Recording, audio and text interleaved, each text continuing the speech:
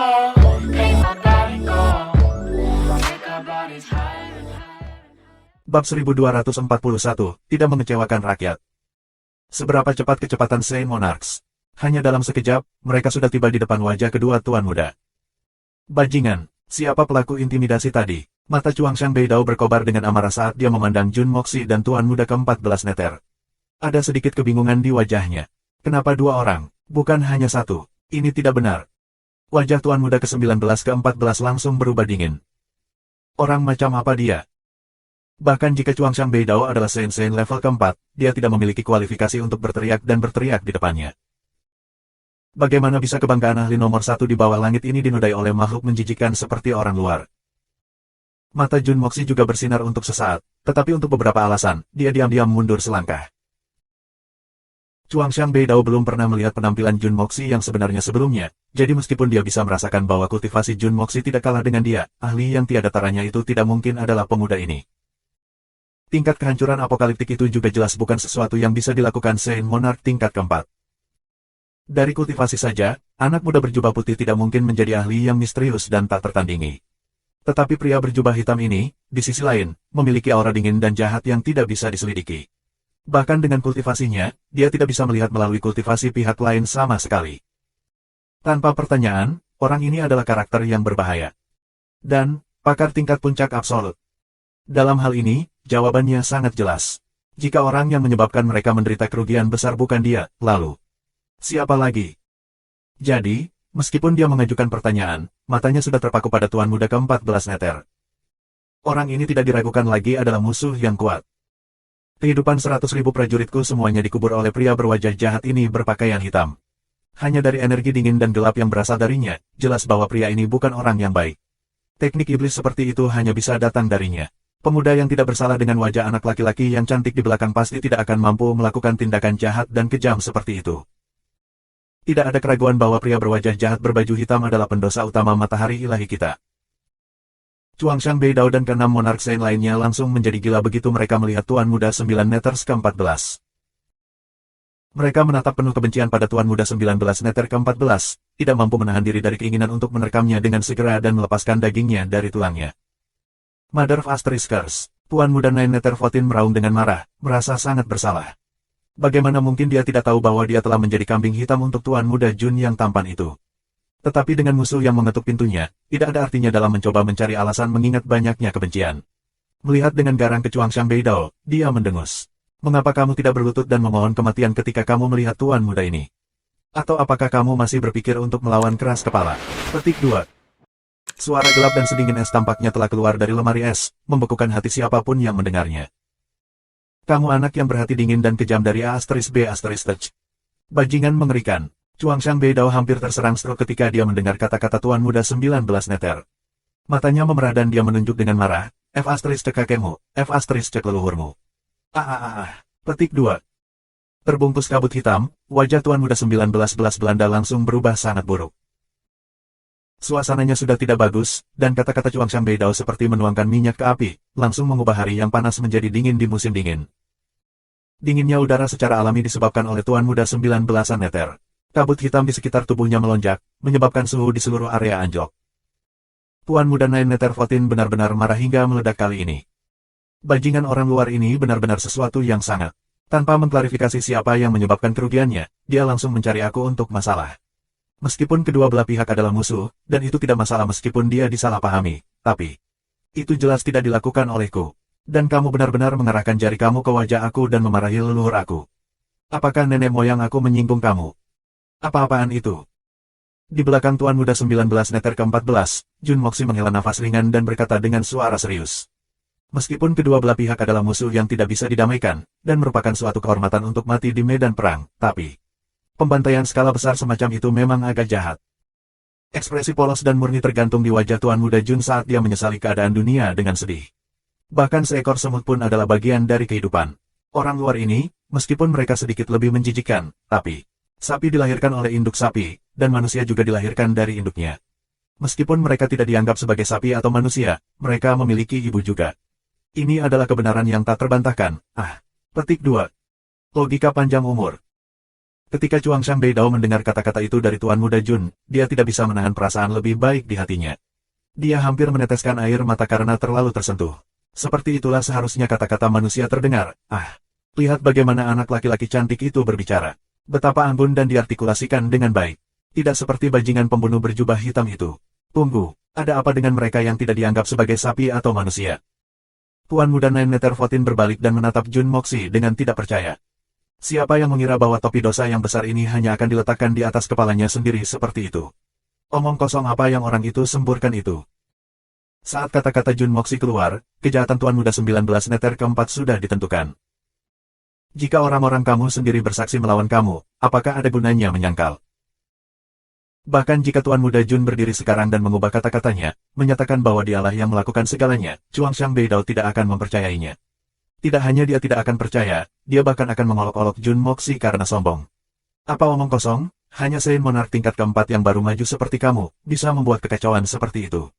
Apakah kamu berpikir bahwa wajah kamu disisipkan dengan emas? Bahkan sesumbar tidak dilakukan dengan cara seperti itu. Adapun apa yang ingin dilakukan Jun Moxi, idenya sangat sederhana. Bagaimanapun, Tuan Muda 19 Neter ke-14 ini terlalu bebas. Jadi, dia mungkin juga memberi orang tua ini beberapa hal untuk dilakukan. Beberapa Saint Monarchs di depan mereka saat ini kebetulan menjadi target yang sangat baik. Jika Tuan Muda ke-19 mengangkat tangannya dan mengurus semuanya, pertempuran akan menjadi lebih mudah. Bahkan jika dia tidak bisa mengurus semuanya, membunuh beberapa masih merupakan hal yang baik. Master Muda 9 Neter ke-14 akan berurusan dengan para ahli tingkat tinggi di sisi lain, sementara dia akan fokus pada pertempuran utama di tanah. Dalam hal apapun, tidak ada yang akan mendengarkan lelaki sedingin es itu jika ia mencoba memerintah pasukan. Membiarkannya berurusan dengan Saint Monarchs ini jauh lebih berguna. Itu lebih baik daripada membiarkannya terus menjadi tidak berguna. Kamu, ahli dari Suan-Suan benua, apakah kamu berani bertarung dengan para ahli ras kita? Chuang Beidao mendengus, menyebabkan Jun Moxi dan Tuan Muda ke-14 Neter menjadi agak terpana. Orang-orang ini telah dituduh mengancam sepanjang jalan di sini, tetapi tidak hanya mereka tidak menyerang secara langsung, mereka malah memutuskan untuk mengeluarkan tantangan. Bukankah semua ahli mereka ada di sini? Mungkinkah mereka masih memiliki ahli yang lebih hebat lagi? Apakah itu mungkin? Di sisi ketiga Tanah Suci, Guhan adalah ahli terkuat. Ketika Guhan berada di kekuatan puncaknya, dia harus menjadi salah satu dari Saint Monarchs tingkat keempat yang lebih kuat. Paling-paling, dia akan berada di sekitar tingkat kekuatan setengah sage, belum tentu sebanding dengan Tuan Muda 19 Neter. Setelah melihat Tuan Muda ke-19 Neter ke-14, Chuang Beidao masih berani mengeluarkan tantangan formal.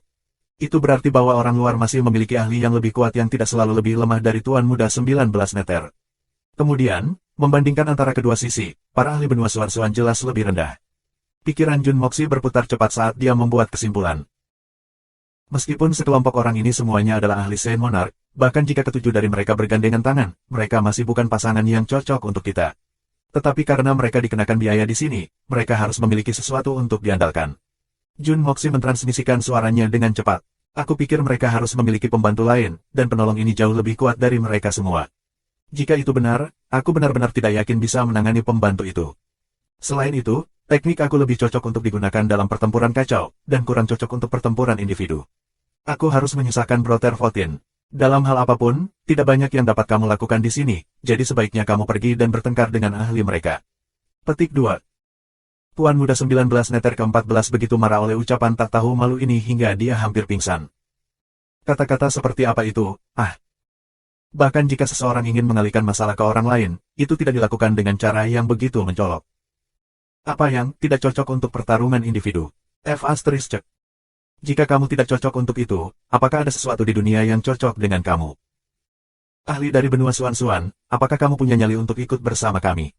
Datang dan bertarung dengan ahli tingkat yang sama dari ras kita. Chuang Beidao mengertakkan gigi dan menatap dengan provokatif pada Tuan Muda ke-14 Neter. Kamu berani? Ini, apakah kamu berani? Sama baiknya dengan tantangan formal. Tuan Muda 19 memutar matanya dan mendengus dingin. Pakarmu, hal macam apa itu? Bukankah masih makhluk menjijikkan yang sama? Ras semacam itu berani bertarung dengan Tuan Muda ini. Mengapa Tuan Muda ini tidak berani? Tidak ada tempat di dunia ini yang Tuan Muda ini tidak akan berani pergi. Memimpin. Karakter apa yang merupakan Tuan Muda 19 Neter ke-14? Dia adalah pakar nomor satu yang diakui secara publik di dunia ini. Dia belum pernah menyusut dari tantangan sebelumnya. Selain itu, Tuan Muda 19 Neter ke-14 juga orang yang masuk akal. Meskipun dia merasa bahwa dia telah dibentuk oleh Jun Moxi, dia masih setuju dengan kata-kata yang terakhir. Dia pasti tidak berguna seperti Jun Moxi di sini. Jadi dalam hal itu, dia mungkin pergi dan menyingkirkan tikus-tikus tua di sarang orang luar.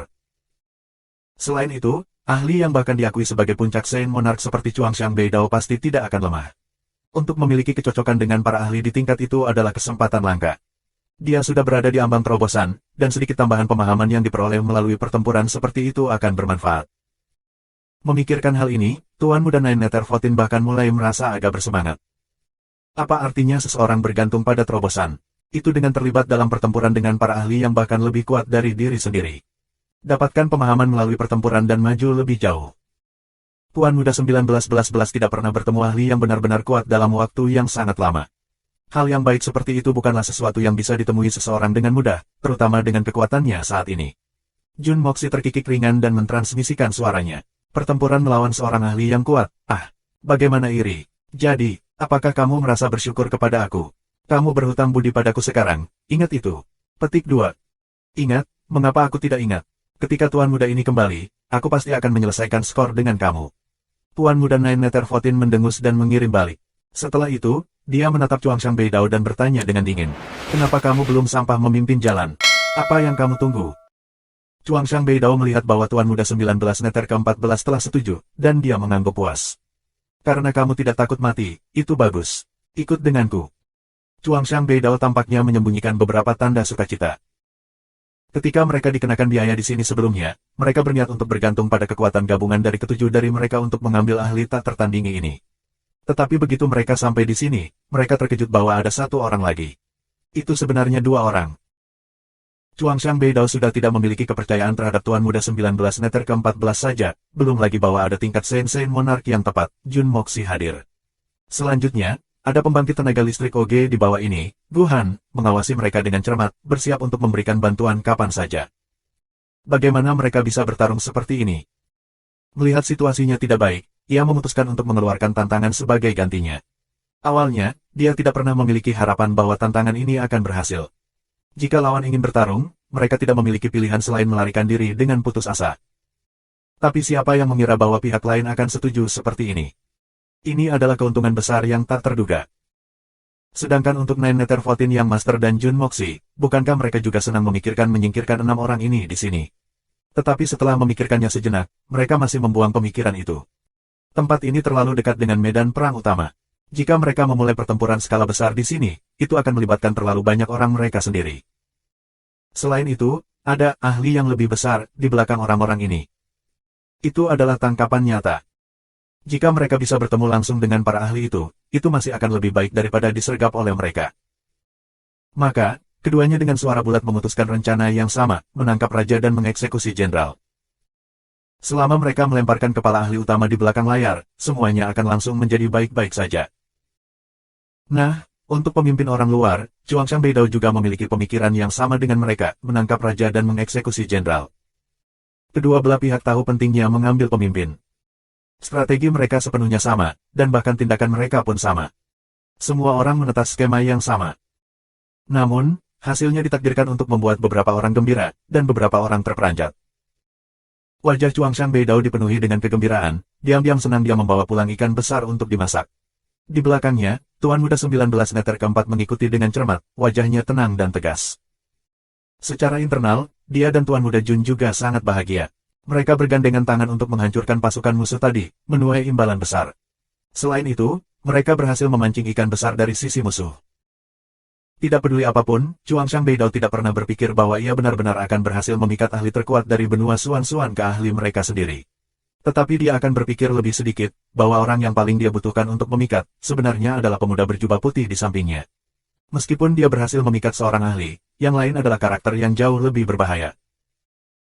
Di sisi lain, Tuan Muda 19 Neter ke-14 juga tidak akan berpikir bahwa ahli hebat yang dibicarakan pihak lain bukan hanya satu orang. Jadi, dia bergegas pergi, tidak berharap itu akan menjadi 3 orang. Selanjutnya, ketiganya adalah ahli sejati. Adapun 3 ahli hebat itu, mereka juga tidak berpikir bahwa ketika mereka mencoba untuk memikat ahli dari benua Suan-Suan, mereka secara tidak sengaja membawa iblis besar 9 meters. Semua hal tak terduga ini akhirnya berakhir dengan situasi di mana semua orang bingung. Pentingnya pertempuran ini dan pentingnya pertarungan itu pasti akan menjadi sesuatu yang sangat jauh jangkauannya. Saat Chuang Beidao berbalik, keenam Raja Shen lainnya juga mundur. Mereka bukan orang bodoh. Dengan bosnya pergi, situasi pertempuran sekarang akan diserahkan kepada mereka. Bahkan tanpa mempertimbangkan hal lain, bocah tampan yang tampak benar-benar tidak berbahaya itu adalah puncak Shen Monarch tingkat keempat. Saat anak itu memutuskan untuk mengambil tindakan, tidak akan sulit untuk mengeluarkan 2 atau 3 dari mereka. Jun Moxi tampak tersenyum ketika mereka berenam mundur. Tidak hanya dia tidak menghentikan mereka, dia bahkan memiliki mood untuk mencoba memulai percakapan dengan mereka. Semuanya, tidak mudah bagi kita semua untuk bertemu seperti ini. Kenapa kita tidak tinggal dan ngobrol? Petik 2. Tetapi akan lebih baik jika dia tidak berbicara. Saat dia mengucapkan kata-kata itu, mereka berenam berlari lebih cepat. Tetap dan ngobrol. Apa yang bisa diajak ngobrol? Bagaimana jika salah satu dari kami mengatakan sesuatu yang tidak kamu sukai saat mengobrol, dan kamu memutuskan untuk menjadi jahat? Hidup kami tidak cukup untuk melakukan obrolan dengan kamu. Kami tidak memuncak Shen Monarch tingkat keempat. Sejujurnya, Tuan Muda Jun juga ingin menyingkirkan mereka dan menghilangkan masalah di masa depan. Namun, dia sama sekali tidak memiliki sarana untuk melakukannya sekarang, betapapun dia menginginkannya. 2 langkah besar yang dia lakukan tadi benar-benar melelahkannya. Pertama, ia mengendalikan Flame of Primal Chaos di area yang luas. Kemudian, dia menggunakan kekuatan bumi dan mengendalikan dengan ledakan 4000 Kaisar Shen itu. Meskipun tubuh Jun Moxi belum terluka, dan energi rohnya telah diisi ulang, kelelahan itu masih bukan sesuatu yang bisa diatasi dengan begitu sederhana. Tuan Muda Jun sudah dianggap telah menghitung dengan sangat baik. Dia sengaja berpura-pura tidak berbahaya, dan bahkan menggunakan kata-kata bunga untuk mencoba dan menjaga orang-orang ini di sini. Selama dia bisa menunda mereka selama 1 jam dan pulih hingga setengah dari kondisi puncaknya, dia akan dapat melepaskan foya pembunuhan. Tapi tiba-tiba, orang-orang ini sebenarnya tidak bodoh sama sekali. Kemampuan mereka untuk membuat skema juga tidak kalah. Untuk saat ini, bentrokan antara para ahli puncak dari kedua belah pihak telah berakhir. Di bawah mereka, pasukan dari kedua belah pihak mulai bertarung sekali lagi.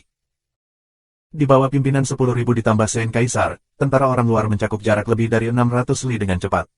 Beberapa ratus li di ujung yang lain, bendera orang luar juga terlihat berkibar-kibar. Itu sebenarnya adalah serangan bercabang 2. Di 3 tanah suci, 7.000 pakar plus di bawah pimpinan Mou Dao dan para Lord Palace lainnya juga maju dengan bersemangat dengan kecepatan kilat. 7.000 ahli ini dapat dikatakan sebagai kartu truf terakhir dan juga kekuatan tempur terkuat dari 3 tanah suci.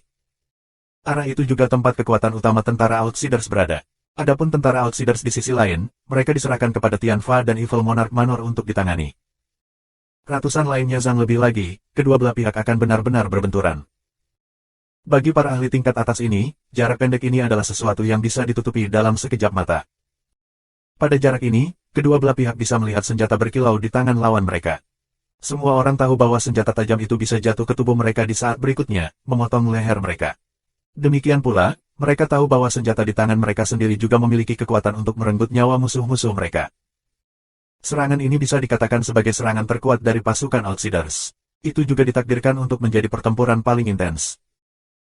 Setelah kehilangan bantuan dari Tuan Muda 19 Neter ke-14, Jun Moxi tidak bisa menggunakan Flame of Primal Chaos di area efek yang luas seperti sebelumnya. Demikian pula, tanpa kondisi sebelumnya, dia tidak bisa membuat lubang hitam besar itu lagi. Saat ini, hanya ada satu metode, yaitu menggunakan kekuatan tentara untuk memblokir gelombang menakutkan ini. Tiba-tiba, lolongan tajam terdengar di udara, dan bayangan putih melintas seperti pelangi yang mencolok. Seperti komet, bayang-bayang putih ini terjun ke pasukan orang luar. Segera setelah mendarat, sekitar selusin ahli tingkat Shen Emperor dikirim terbang dengan darah membasahi tubuh mereka. Bayangan putih itu seperti badai yang ganas, dimanapun ia lewat, itu menerobos barisan tentara orang-orang luar seperti pedang yang mengiris bambu. Kepala yang tak terhitung jumlahnya terbang tinggi di udara, tubuh mereka terlempar keluar seperti boneka kain. Dalam hampir sekejap, momentum orang luar tersebar dengan paksa. Gu Han akhirnya mengambil tindakan. Efek dari Shen Monarch ini yang bergerak sangat mengejutkan. Formasi orang luar pecah. Waktu serangan ini benar-benar sempurna. Gu Han awalnya menunggu Chuang Beidao muncul. Jika dia bisa menyeret musuh bebuyutan ini bersamanya, itu akan menjadi hasil yang paling ideal. Namun, Gu Han juga mengerti bahwa yang terakhir sekarang adalah puncak Shen Monarch tingkat keempat. Dengan kultivasinya sendiri yang berbaring, dia sudah tidak cocok untuknya. Yang paling penting, karena Tuan Muda 19 Neter ke-14, pertempuran ini tidak akan terjadi lagi. Adapun kekuatan tempur level puncak yang tersisa di sisi musuh, Jun Moxi dan Mei Sueyan pasti bisa menangani mereka. Dengan demikian, Gu Han tidak lagi memiliki keraguan saat ia merobek musuh. Saat ini, satu-satunya misinya adalah membunuh atau melukai sebanyak mungkin tenaga ahli luar. Dia akan memberikan jumlah kerusakan terbesar pada 10.000 Kaisar Sein itu. Itu adalah misi Guhan, satu-satunya misinya. Bahkan jika misi itu akan mengorbankan nyawanya. Seperti tombak yang tajam, 7.000 ahli dari 3 tanah suci menusuk dalam-dalam ke barisan musuh begitu Guhan menghancurkan formasi mereka. Saat mereka terjun, hujan darah jatuh dari langit. Skala kekuatan di kedua sisi sangat tidak seimbang untuk pertempuran ini. Sisi tanah suci sangat dirugikan. Tidak hanya mereka kalah dalam hal jumlah, dari 10.000 plus ahli di pihak orang luar, ada setidaknya 1-200 Saint Venerable level Supremacy Enduring Heavens. Adapun sisanya, mereka semua telah mencapai budidaya Saint Emperor. Sisi tanah suci tidak sekuat itu. Mayoritas 7.000 pasukan itu masih hanya di tingkat Saint. Bahkan ada beberapa orang dengan hanya budidaya tingkat yang mulia. Jika bukan karena sekitar 40 ahli Saint Venerable yang menyatukan pasukan dan penindasan yang disebabkan oleh Guhan, kedua belah pihak akan sepenuhnya tidak cocok. Sisi orang luar tidak memiliki ahli yang bisa menghentikan Guhan, yang memungkinkan yang terakhir mencapai hasil yang mengejutkan. Dalam waktu singkat, pihak Tanah Suci bahkan berhasil merebut keuntungan. Tetapi seiring dengan berlalunya waktu, dengan jumlah orang luar, dan kekuatan yayasan mereka masih berhasil mendapatkan kembali keuntungan yang sepenuhnya menekan. Untuk saat ini, sisi Tanah Suci masih bisa dengan kuat berdiri di tanah mereka. Tapi itu akan menjadi masalah waktu sebelum mereka dikalahkan. Jun Moxi turun dari langit dengan momentum yang menakutkan, tubuhnya yang kurus melesat tentang pasukan orang luar seperti hantu. Kemanapun dia pergi, jalan setapak akan dibelah olehnya seperti ladang gandum yang bertemu traktor. Kecepatan, ketepatan, dan kebrutalan yang dialami Jun Moxi benar-benar tak terhentikan. Pakar outsider di kedua sisinya semua terbunuh dengan pisau mengiris leher mereka. Energi roh tirani yang mengalir darinya mengikuti luka yang terbuka, langsung meledakkan dantian mereka, sepenuhnya menyegel nasib semua musuh yang disentuhnya. Bahkan kesempatan untuk membentuk benih roh direnggut, tidak membiarkan roh mereka melarikan diri. Dengan teriakan pedang yang melengking, darah api kuning meledak di udara, memasuki medan perang juga. Dentang. Suara yang dibuat oleh Blood of Yellow Flames akan terkekeh gila karena kegembiraan. Itu benar-benar hampir gila dengan kegembiraan, ke titik di mana bahkan tubuhnya gemetar. Perintah yang diberikan Jun Moxi untuk itu adalah, bunuh kedua orang aneh berkepala itu. Bunuh sebanyak yang kamu inginkan. Bunuh sesukamu, selama itu membuatmu bahagia. Perintah ini seperti meletakkan prasmanan di hadapan darah api kuning yang kelaparan selama berhari-hari, dan menyuruhnya untuk menikmatinya sendiri tanpa peduli etiket. Kali ini, itu mungkin benar-benar mati karena kebahagiaan. Kekekeke. Sangat menyenangkan. Ada lebih dari 10.000 ahli super di depannya, dan mereka semua adalah makanan terbaik untuk dinikmati. Jika itu bisa menelan mereka semua, siapa yang tahu level apa yang akan naik ke? Darah api kuning mengayun dengan gembira di udara seperti pemabuk. Sangat bersemangat sehingga tidak tahu siapa yang harus memulai terlebih dahulu. Itu hanya berputar dengan gembira di udara, memancarkan serangan tangisan bersemangat seolah-olah itu dalam mimpi. Jun Moxi menyapu pasukan outsider seperti badai dahsyat, menuai kehidupan di mana-mana. Ketika dia melihat tindakan Blood of Yellow Flame, dia tidak bisa membantu tetapi merasa agak bingung. Kenapa pedang ini tiba-tiba berhenti hari ini? Mungkinkah ia menemukan belas kasihnya dan tidak lagi ingin membunuh? Mengangkat kepalanya, dia melihat darah api kuning berlari di sekitar langit seperti lalat tanpa kepala, berdengung kencang. Dia sepertinya bisa mendengar darah api kuning menjerit penuh semangat, "Wahahaha. Aku kaya, aku benar-benar menjadi kaya kali ini. Ada banyak hal bagus di sini. Wahahaha." Petik 2. Sederet garis hitam segera muncul di dahi Jun Moxi saat dia meraung, "Apa yang kamu lakukan? Apakah kamu tidak akan pindah? Apa yang membuat kamu sangat senang? Jika kamu terus berlama-lama, kamu tidak akan mendapatkan sepotong kotoran bahkan jika kamu ingin makan kotoran." Petik 2. Darah api kuning segera berteriak ke langit, "Siapa yang berani merebut barang-barang aku?" Dengan suara melengking nyaring, itu berubah menjadi sinar cahaya raksasa saat menebas ke bawah. Di medan perang yang intens, kilatan tajam pedang tiba-tiba melintas, memotong lengkungan aneh di langit dan sangat menembus melalui ahli supremasi surga abadi. Saat keluar, cahaya merah di sekitarnya menjadi lebih gemerlap. Setelah itu, tubuh ahli supremasi abadi-abadi mengering dan runtuh ke tanah. Pada akhirnya, bahkan bentuk tulangnya tidak dibiarkan utuh, langsung hancur menjadi debu. Adapun pedang bersenandung bahagia, itu berayun maju di jalannya, tanpa peduli di dunia saat menembus dua lagi surga supremasi abadi. Jika tidak perlu berhenti untuk menikmati buah dari upayanya setiap kali membunuh seseorang, pedang yang luar biasa ini akan memiliki tingkat pembunuhan yang jauh lebih tinggi. Namun meski begitu, saat ia melanjutkan pembunuhannya, waktu antara setiap kali berhenti menjadi semakin pendek. Dengan kecepatan ekstrim, ia melayang di sekitar medan perang, tiba-tiba muncul di sebelah kiri, dan tiba-tiba di sebelah kanan. Kemanapun ia pergi, jejak mayat kering tertinggal. Yang kurang beruntung masih bisa menjaga kerangka penuh, sementara yang lain semua berubah menjadi debu. Efisiensi pembunuhan yang ditunjukkannya menjadi semakin mengejutkan seiring berjalannya waktu. Setiap kali cahaya pedang menyala, beberapa tubuh akan mengering dan runtuh. Darah api kuning memotong jalan melalui medan perang, berbalik, dan terus membunuh. Dengan momentum yang begitu menakutkan, siapa yang bisa menghentikannya? Bukannya tidak ada yang memperhatikan pergerakan pedang jahat ini. Sejujurnya, banyak orang telah mencoba untuk menghentikannya. Namun, upaya mereka semua sia-sia.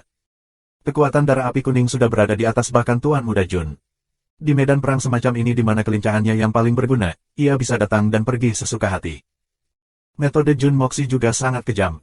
Kemanapun dia pergi, orang-orang jatuh ke kiri dan ke kanan saat dia bergegas menuju Guhan.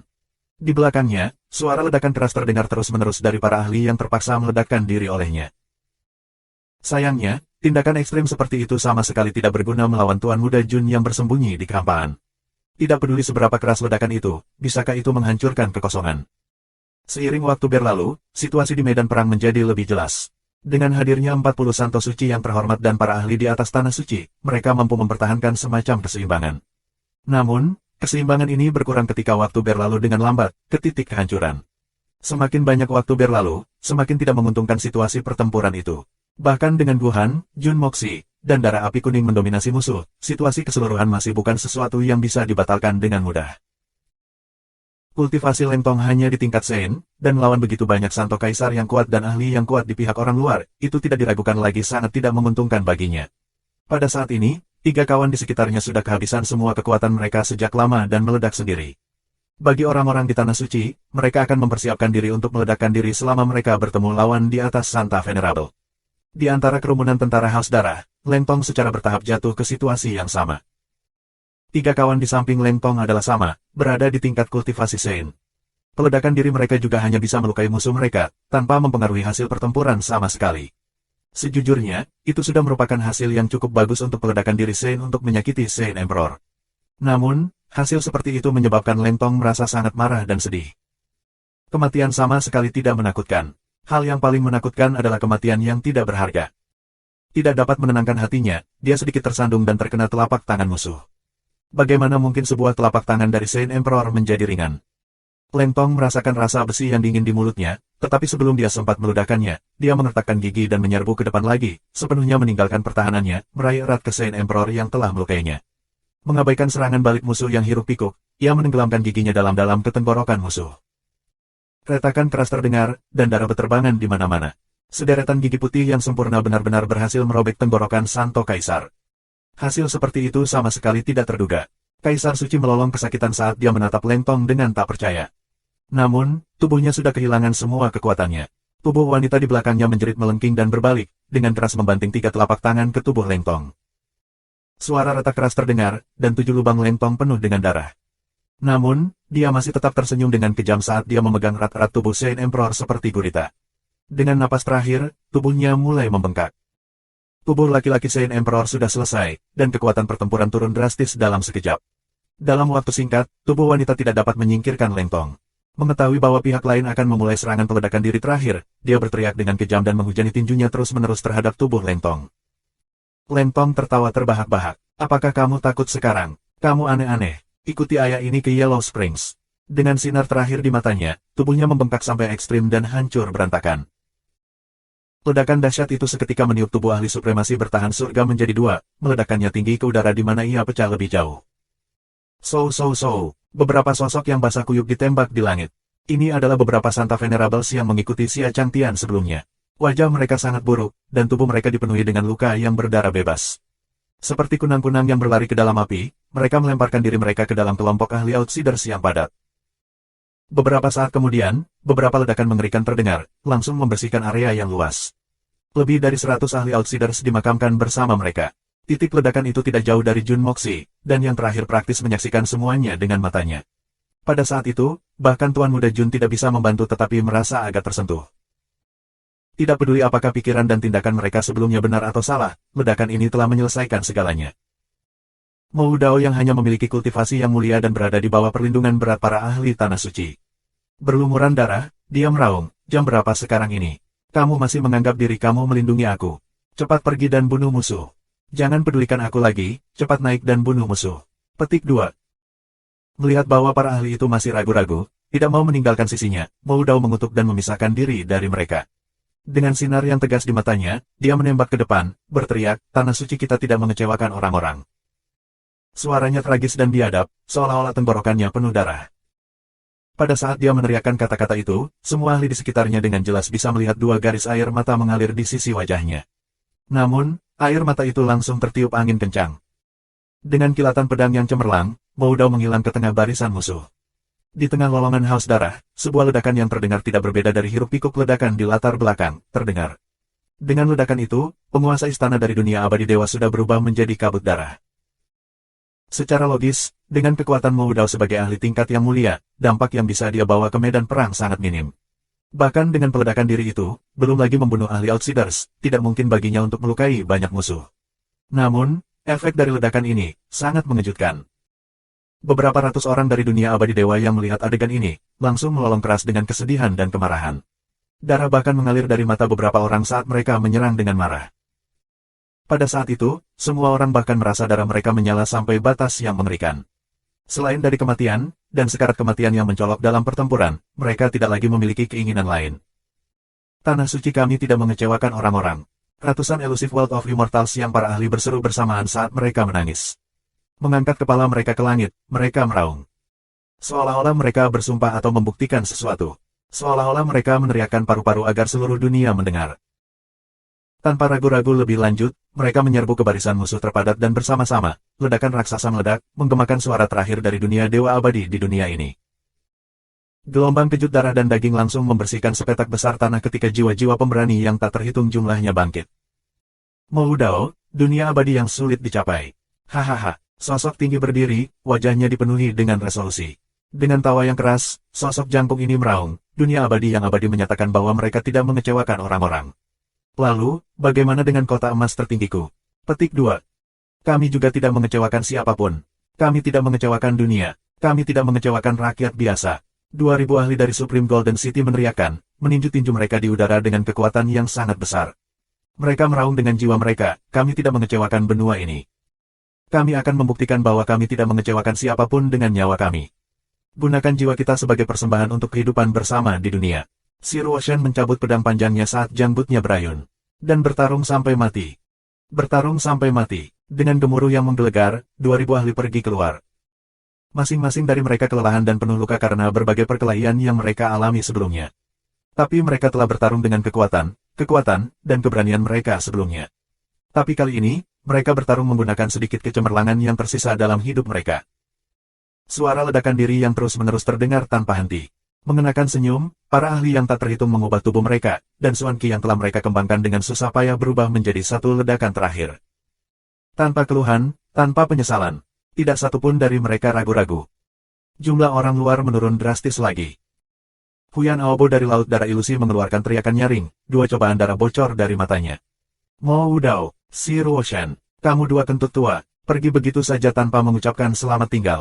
Dari semua hal, kamu hanya harus mati sebelum aku. Tidak masuk akal, sungguh tidak masuk akal. Tunggu ayah ini untuk datang dan menyelesaikan skor ini dengan kalian berdua ketika aku sampai di sana. Petik 2. Di tengah-tengah teriakannya, Huyan Aobo meraung ke langit, bagaimana mungkin kita, Laut Darah Ilusi bersedia ditinggalkan. 3 tanah suci harus ada bersama bahkan jika berada di Yellow Springs. Petik 2. Semua orangnya bangkit dan berteriak, sungguh. Tuhan benar, bahkan jika itu berada di Yellow Springs, itu masih merupakan 3 tanah suci yang tidak terpisahkan. Petik 2. Huyan Aobo terkekeh. Karena kita telah memutuskan untuk bersatu kembali di Yellow Springs, maka apa yang kita tunggu? Saudara, ikuti aku untuk mengejar mereka. Petik 2. Hahaha, menyusul mereka, bersatu kembali di Yellow Springs. Semua ahli dari Laut Darah Ilusi berteriak. Seorang pria berjubah ungu keluar dan berteriak, Laut Darah Ilusi, aku akan membuka jalan. Dengan kilatan jubah ungu, Santo Kaisar ini menembak 30 zang maju seperti meteor, mendarat di Laut Outsiders terlebih dahulu. Dalam tawa maniaknya, ledakan keras terdengar, darah dan daging berterbangan di mana-mana. Huyan Aobo tersenyum sedih tapi bangga. Saudara yang baik. Kemudian, ketika dia mengayunkan pedangnya, dia berteriak, lalu, apa yang masih kita tunggu? Tak terhitung saudara yang baik sedang menunggu kita untuk bergabung dengan mereka di Yellow Springs. Dan semua lelaki yang tersisa pergi menyerang ke arah orang luar yang tersisa dalam kegilaan. Hiruk-pikuk ledakan mengguncang dunia. para prajurit pemberani dari tiga tanah suci dan menggunakan roh pemberani mereka untuk membuktikan keberadaan mereka. Keberanian dan keberanian ini telah mengguncang langit dan bumi dan melumpuhkan pasukan Outsider. Guhan juga mengisi kekar dalam formasi musuh. Tangisan tanpa akhir terdengar dari tempat-tempat yang dilaluinya. Dan yang tersisa adalah lautan anggota badan yang patah dan kepala yang dipenggal, darah segar menyembur ke udara. Orang luar yang tak terhitung jumlahnya ingin mengalahkannya dengan meledakkan diri, tetapi Guhan pergi melalui semua itu, menggunakan lapisan pelindung Xuan Qi, membantai dan membantai tanpa perawatan. Sejujurnya, tindakan Guhan sangat tidak bijaksana. Kultivasi Xuan Qi-nya tidak diragukan lagi tinggi, semua Saint Emperor dan Saint Venerables ini tidak bisa menangani banyak kerusakan padanya dengan peledakan diri mereka. Tetapi meskipun itu mungkin tidak memiliki kerusakan yang signifikan, dan dia bisa mengabaikan satu atau dua, bagaimana jika itu adalah 10 orang yang melakukannya pada saat yang sama? Atau bahkan lebih, bahkan Guhan yang kuat tidak bisa mengabaikan serangan agresif seperti itu. Tapi sekarang, Guhan sudah benar-benar mengabaikan semua ini. Tidak ada hal lain di benaknya. Untuk membunuh. Dan hanya bunuh. Menyaksikan setiap orang dari pasukan Tanah Suci berubah menjadi legenda dan sejarah, mata Guhan dipenuhi air mata, penglihatannya sudah kabur. Dia mungkin terdengar sangat heroik dan liberal ketika dia berbicara dengan Tuan Muda Jun, Mei Sueyan, dan semua Raja Binatang dari Tianfa sebelumnya, sama sekali tidak peduli tentang hidup dan mati. Tetapi dalam hal ini, ketika penghancuran Tanah Suci berubah menjadi kenyataan, ia akhirnya tidak bisa tetap menyendiri. Yang sakit, masih sakit. Apa yang menyakitkan tetap menyakitkan. Seluruh hati Guhan hancur. Satu-satunya hal yang tetap tidak berubah adalah serangan Guhan yang tak terhentikan, tangguh, dan cepat. Jun Moxi menerobos lautan orang, menginjak pegunungan mayat saat dia bergegas. Darah api kuning terus menari di udara dalam pembantaian yang hingar-bingar, menikmati santapan mewah. Pasukan Saint Emperor ini terdiri dari lebih dari 10.000 orang luar hanya tersisa dengan kurang dari 2.000 sekarang. Dalam hal tenaga kerja, itu adalah rekor pertempuran yang sangat mulia bagi tiga tanah suci untuk dicapai dengan 7.000 orang mereka. Guhan memberikan telapak tangan yang kuat, mengirim darah terbang di udara. Dia meraung histeris, Jun Moxi. Kembali ke sana, tidak ada orang di sana untuk memegang benteng di sana. Serahkan sisi ini padaku. Petik 2. Mata Jun Moxi memerah saat dia menjawab dengan tenang. Gu tua, semua pahlawan dari tiga tanah suci telah pergi. Tetapi kamu tidak dapat pergi karena ini. Medan perang ini, benua, masih membutuhkanmu. Petik 2. Guhan terus menghujani, membunuh semua orang luar di sekitarnya. Dia berteriak, Jun Moxi. Jangan membuatku membencimu pada saat terakhir. Pergilah, tinggalkan tempat ini, pergi ke sana. Cepat dan pergi ah. Petik 2. Dari sisi lain, teriakan perang yang mengejutkan terdengar. Orang-orang luar jelas mulai melancarkan serangan mereka. Pergilah ah, pergilah, pergi ke sana. Cepat dan pergi ke sana. Guhan berteriak dengan cara gila. Tanah suci sudah pergi, apakah kamu benar-benar berpikir aku dapat terus hidup? Apa gunanya hidup lagi? Jun Moxi, jangan membuatku menyesal, jangan membuatku memandang rendah dirimu. Aku adalah bagian dari tanah suci, ini adalah fakta, fakta yang tidak akan pernah berubah untuk selamanya. Jun Moxi terdiam, hanya merasakan sakit berdenyut di hatinya. Pergilah, pergi ke sana. Guhan memohon. Jun Moxi, aku mohon, serahkan tempat ini padaku. Tinggalkan semuanya di sini untukku. Aku mohon padamu. Tiba-tiba dia meraung histeris, aku mohon padamu. Petik 2. Air mata akhirnya jatuh dari mata Jun Moxi. Aku mengerti, aku menyerahkan semuanya di sini untuk kamu. Aku pergi sekarang, hati-hati. Aku harap, kita akan bertemu lagi. Kemudian sosok putihnya melintas, dan dia menghilang di hadapan Guhan. Guhan tersenyum puas. Jun Moxi, terima kasih banyak. Jangan pernah lupa untuk membunuh Zhang Kuang. Ini yang kamu janjikan tanah suci. Dan jangan pernah lupa tentang apa yang aku percayakan untuk kamu lakukan. Silahkan. Hati Jun Moxi dipenuhi dengan kesedihan, dia tahu bahwa Guhan sudah memutuskan untuk membuang nyawanya di sini. Tanah suci telah runtuh, dan Guhan tidak lagi punya alasan untuk terus hidup. Pada saat yang sama dia pergi, Jun Moxi mengaktifkan kekuatan bumi dan semua ki spiritual yang dia simpan sebelumnya. Suara mendesing. Dua gunung raksasa yang jumlahnya ratusan zang tingginya naik di kedua sisi Guhan, hanya menyisakan lorong yang sekitar 10 zang lebar di antara mereka. Jika orang luar ingin melewati barikade ini, mereka harus melewati Guhan. Guhan sudah memutuskan untuk bertarung sampai mati sendirian. Kemudian, satu-satunya yang bisa dilakukan Jun Moxi untuknya adalah membantunya menciptakan lingkungan di mana ia menjadi gunung yang tidak bisa dilintasi. Guhan sudah memutuskan untuk bertarung sampai mati, jadi Jun Moxi akan membantunya membuat legenda. Menahan 10.000 orang luar, dengan kekuatan satu orang saja. Saat kedua gunung itu didirikan, visi Jun Moxi memudar karena praktis melelahkan semua energi rohnya. Rasa lelah dan kelelahan yang belum pernah terjadi sebelumnya menghantamnya, dan dia nyaris tidak berhasil menjaga dirinya agar tidak jatuh dari langit. Mendirikan dua gunung raksasa dalam waktu yang singkat. Dengan tingkat pemulihan Jun Moxi saat ini, dia sudah terlalu memaksakan kekuatan bumi. Guhan heran dengan perubahan lingkungan yang tiba-tiba ini, tetapi dia tidak ragu-ragu.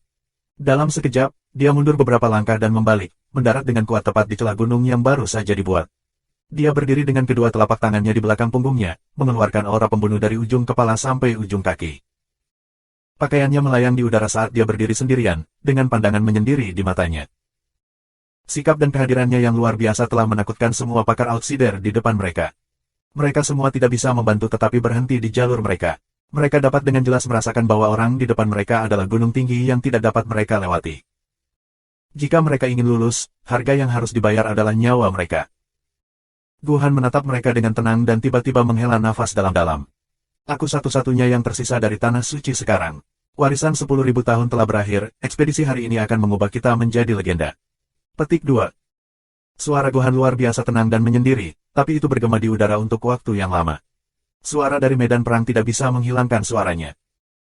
Suaranya mungkin tampak tanpa tujuan, seolah-olah dia tidak memiliki audiensi yang ditunjuk, tetapi semua orang dari pasukan Tianfa tahu bahwa Guhan sedang berbicara kepada mereka. Atau dapat dikatakan bahwa, ini adalah kata-kata terakhir yang harus dikatakan Guhan saat mewakili 3 tanah suci. Dengan demikian, setiap orang yang tidak ikut serta dalam pertempuran mendengarkan dengan diam-diam dengan ekspresi serius. Embusan angin bertiup melewati, seakan membawa sedikit musim gugur bersamanya. Dunia dewa yang sulit dipahami telah ada selama 11.300 tahun dan memiliki murid yang telah melampaui jutaan.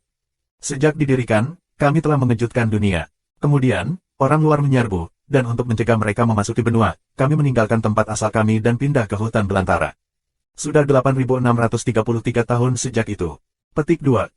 Jenggot dan rambut Guhan berkibar di tiup angin. Kota emas tertinggi dan laut darah ilusi sama. Dari dulu hingga sekarang. Hari ini, semuanya akan berubah menjadi apa-apa. Upaya 8.600 tahun akan berubah menjadi asap dalam semalam. Dari zaman kuno sampai sekarang, jutaan jiwa pemberani telah kembali ke surga untuk benua. Satu-satunya yang selamat dari semua pertempuran berdarah adalah aku. Guhan tertawa dengan cara yang gila. Aku, Guhan, adalah bagian dari tanah suci, dalam hidup atau mati. Membunuh orang luar, menghentikan invasi mereka, melindungi benua dan kehidupan bersama. Ini adalah tugas tanah suci, aku tidak akan melupakannya bahkan jika aku mati. Aku tidak boleh mati di tangan orang luar, atau aku akan dikutuk dalam kematian aku. Roh-roh surga dan bumi akan menyaksikan sumpah aku. Aku membuat tanpa penyesalan seumur hidup. Petik 2. Dan berubah menjadi masa lalu. Jadi Guhan menggunakan semua kekuatannya dan mengerahkan setiap bit energi dalam dirinya untuk memperpanjang keberadaan tanah suci. Bahkan jika itu hanya untuk satu nafas saja. Masih tanah suci yang bertarung. Mereka masih bertarung. Karena itu, ia menolak bantuan dari siapapun. Dengan cara apapun. Pertempuran terakhir dari tanah suci.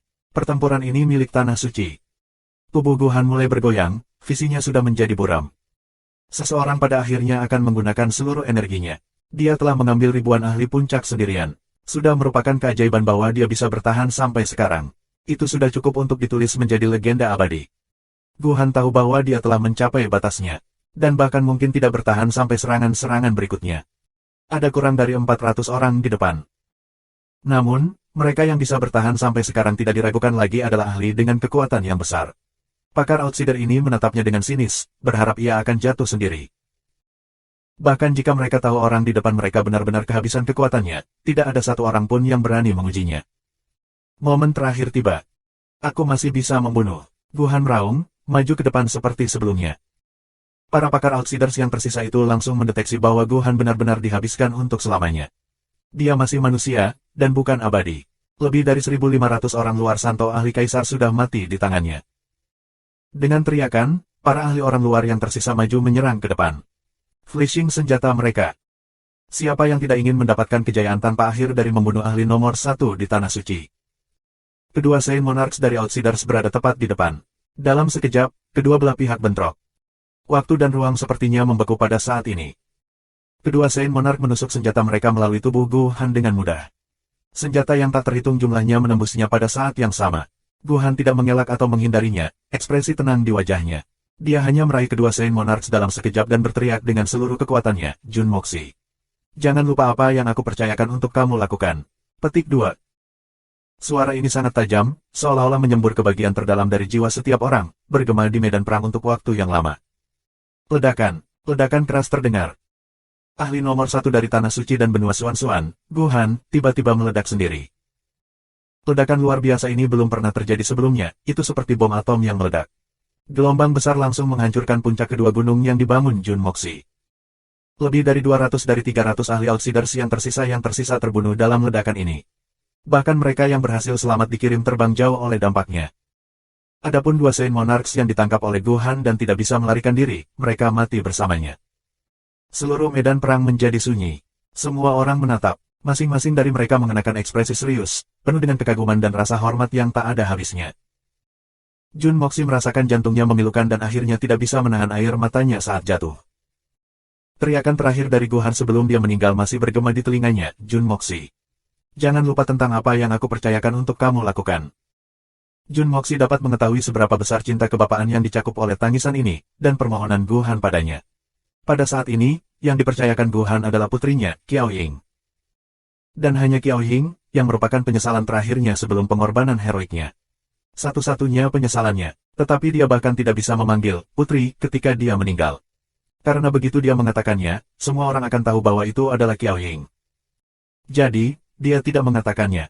Dia ingin putrinya terus hidup bahagia tanpa mengetahui kebenaran. Dia lebih suka bahwa dia tidak tahu bahwa dia punya ayah seperti dia daripada merasa terluka atau menyesal. Pada saat-saat terakhir dalam hidupnya, Guhan akhirnya membiarkan semua cinta kebapakannya meledak, cinta yang telah ia tekan dalam hatinya selama lebih dari ribuan tahun.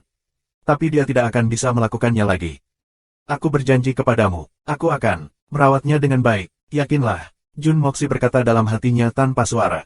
Tapi apakah kamu tahu bahwa kamu memberi aku masalah besar? Kamu tidak ingin putri kamu sedih, tetapi bagaimana aku bisa membiarkan kamu memiliki penyesalan? Apa yang harus aku lakukan? Guhan tidak akan pernah bisa menjawab pertanyaannya, selamanya. Setelah ledakan yang memekakan telinga, seluruh medan perang menjadi sunyi senyap. Tindakan heroik Guhan tidak hanya memindahkan semua prajurit Tianfa, itu juga mengejutkan semua anggota yang masih hidup dari orang luar. Semua orang diam dan tak bisa berkata-kata ketika mereka melihat awan jamur yang naik. Teriakan tragis memotong kesunyian ini. Qiao Ying keluar dengan histeria tetapi ditangkap oleh Mei Sueyan. Dia berjuang dengan sekuat tenaga, tetapi seluruh tubuhnya mulai membeku, dan kemudian dia pingsan, darah segar menyembur dari mulutnya. Meskipun Qiao Ying masih tidak tahu bahwa senior yang terhormat adalah ayah biologisnya dan satu-satunya kerabatnya di dunia ini, perhatian Guhan terhadapnya, dan kekagumannya terhadap Guhan mungkin tidak selalu lebih rendah dari ayah dan anak perempuannya. Menyaksikan orang terdekat di dunia tiba-tiba meninggalkan dunia ini, bagaimana mungkin dia tidak patah hati dan hancur.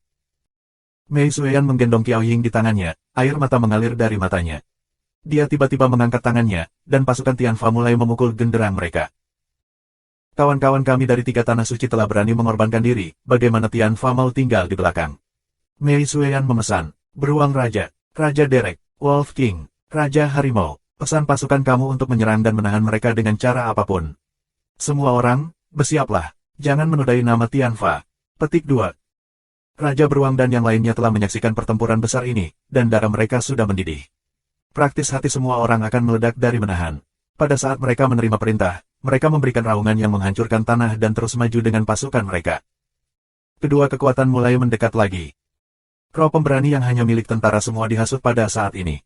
Baik itu Tianfa atau orang luar, pada saat ini, mereka merasakan darah mereka terbakar dengan menyakitkan. Dan nyala api ini tidak bisa dihilangkan dengan hanya pertempuran. Hanya darah segar musuh yang bisa memuaskannya. Saat mereka bersentuhan, itu memicu pertempuran hebat. Semua prajurit dari kedua belah pihak melolong dan maju ke depan dalam hiruk-pikuk. Pertempuran sampai mati terbentang dengan ini. Tiang gunung surga sudah hancur, dan benua tidak lagi memiliki barikade alami. Mereka harus sepenuhnya menyingkirkan orang luar dalam pertempuran ini. Untuk sekali dan untuk selamanya. Orang luar juga berpikiran sama.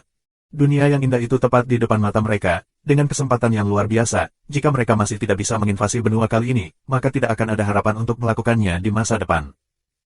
Membakar kapal dan bertempur dengan punggung ke sungai, bisa menang atau mati.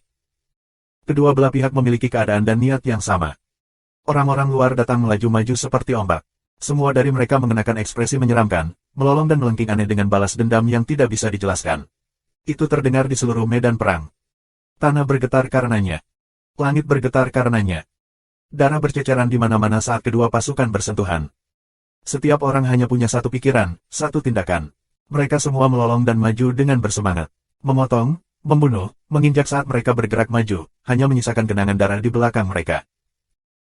Dengan peluit dari Jun Moxi, darah api kuning terbang keluar dari sarungnya, terbang melintasi langit dalam hitungan detik dan bergabung dengan pertempuran di sisi lain. Jun Moxi juga merupakan pedang yang sangat tajam dalam pertempuran di sini. Seluruh tubuhnya seperti senjata mematikan. Musuh jatuh berkelompok dimanapun dia lewat, meskipun tidak ada yang bisa melihat bagaimana dia menyerang. Raja Beruang dan Raja Harimau membawa anak buah mereka dan mengikuti di belakangnya, menyerbu maju dengan kegilaan gila. Ledakan, kekuatan bumi diaktifkan kembali, dan sebuah lubang raksasa muncul entah dari mana di bawah kaki orang luar. Lebih dari 100 orang luar jatuh ke dalamnya menjerit karena mereka tidak bisa berhenti tepat waktu dan terperanjat. Kemudian, mereka dicap oleh orang-orang mereka sendiri yang menagih dari belakang. Berubah menjadi genangan darah besar. Ledakan. Lubang besar lainnya tiba-tiba muncul lagi, kali ini ke arah yang berbeda. Meskipun dia telah memulihkan sejumlah kecil energi roh, dia tidak bisa mengerahkan kekuatan bumi hingga batasnya untuk saat ini. Bahkan jika dia bisa, Jun Moxi tidak berniat menggunakannya lagi. Orang luar bukanlah orang bodoh, mereka sudah berjaga-jaga. Tapi Jun Moxi tidak sengaja menyadari bahwa ia mampu menggunakannya dalam skala kecil, karena itu hanya akan menggunakan energi roh yang sangat sedikit. Dan dengan menggunakannya dalam jumlah kecil, itu memiliki efek luar biasa. Selama pertempuran cepat seperti ini di mana kedua belah pihak menyerang dengan begitu cepat, selama orang luar jatuh ke lubang yang kosong, mereka akan diinjak-injak sampai mati oleh orang-orang mereka sendiri.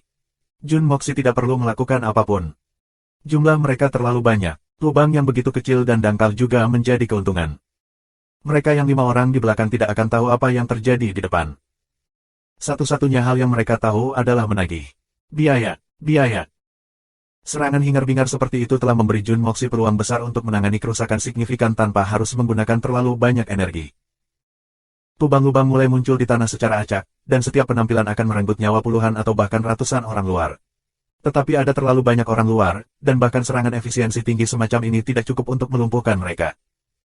Jun Moxi mengulurkan tangannya ketika Ki Ungu mulai menyelubungi tubuhnya dan meledak. Lusinan lubang serupa muncul sebelum Tuan Muda Jun, dan dengan penampilan mereka, serangkaian jeritan tragis terdengar.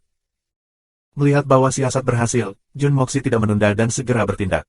Dengan lambaian tangan Tuan Muda Jun, lautan api muncul dan menutupi radius sekitar 10 mil. Kemudian, dengan lambaian tangannya yang lain, 9 naga api muncul dan terbang ke pasukan terkonsentrasi dari orang-orang luar. Jeritan ketakutan terdengar, mengguncang langit. Nyala api yang muncul kali ini bukanlah Flame of Primal Chaos.